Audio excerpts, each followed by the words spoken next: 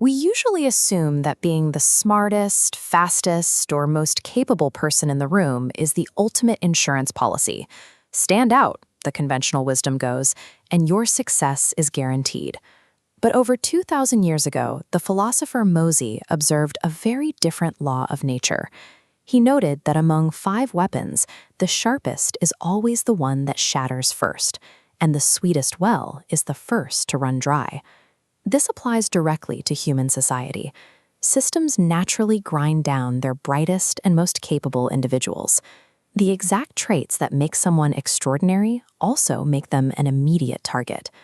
Mosey pointed to the historical record to prove it. The royal advisor Bi Gan was executed because of his uncompromising uprightness.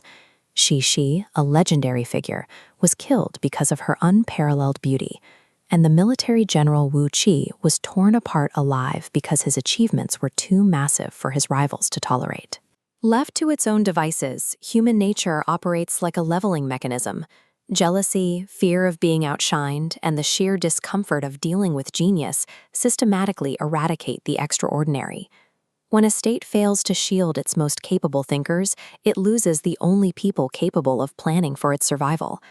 As Motzi observes, no country has ever maintained its existence while systematically forgetting its learned and neglecting its virtuous. The survival of a nation relies on a leader who actively intervenes in this process. Someone has to step in and shield these sharp individuals from being destroyed by the crowd. Yet leaders rarely do this. The reason is simple. True talent is deeply uncomfortable to manage. Exceptional people do not easily conform, and utilizing them creates constant operational friction. Motzi explained this friction using the physical tools of his era. A high-quality bow requires immense physical strength to draw. It exhausts the archer. But it is the only weapon capable of piercing armor deeply and reaching great heights. Similarly, a superior horse is notoriously stubborn and hard to control. An amateur rider will be thrown, but you need that exact horse if you want to carry heavy burdens across vast, unforgiving distances. These physical tools map directly to human capital. Uncompromising, brilliant ministers are the heavy bows of statecraft.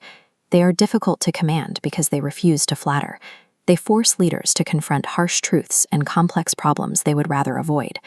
A leader's effectiveness depends on their threshold for tolerating this daily friction. Success requires the stamina to keep these difficult, exceptional people in the room, despite the constant discomfort they create. Zoom out, and you can see how this personal tolerance for discomfort dictates the entire architecture of a nation's governance. This diagram outlines the closed loop of weak leadership. Here, a ruler chooses comfort. They send favors down to their subordinates, and those subordinates loop flattery right back up. A rigid wall is built to block out any harsh realities. Inside this loop, a cascading collapse begins. Subordinates keep silent to protect their own positions. The ministers closest to the top stop speaking altogether. Outside the wall, the public grows deeply bitter, while the ruler becomes completely insulated from the real world. The ancient emperors Ji and Zhao both lost their empires and their lives because they refused to employ scholars who would challenge them. Now, look at this flowchart mapping an open loop of success. Here, leaders willingly endure personal humiliation and discomfort. They empower stern, uncompromising advisors, knowing the friction is the exact mechanism that expands and secures the nation's stability. Nosy highlights Lord Huan and Lord Wen and Go Jian of Yuet, men who endured personal exile and public humiliation, yet they used that capacity for suffering to transform their states into the dominant powers of their age. A nation's resilience is directly proportional to its leaders' willingness to be challenged.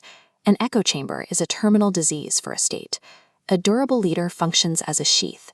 They focus on preserving the sharpest blades in the armory, rather than trying to be the sharpest weapon themselves. This requires strict psychological discipline. The ruler must be uncompromising with their own ambitions, yet profoundly patient with the eccentricities and flaws of the people they employ. Mosey explained this through a metaphor of accumulation. Great, massive rivers achieve their overwhelming scale specifically because they do not reject the tiny, muddy brooklets that flow into them. They accept the turbulent waters. He reinforced this with a second image. A fur coat worth 1,000 units of gold cannot be crafted from the white fur of a single fox. It requires pieces from hundreds of different sources. These metaphors define the core rule of statecraft. True greatness is an act of aggregation. It is the ability to pull together disparate, difficult, and uncompromising pieces into a single cohesive whole. To survive and thrive in a hostile world, a leader must stop seeking agreeable mirrors. They have to build a system robust enough to harness the heavy bows and the sharpest blades, wielding their power without letting them break.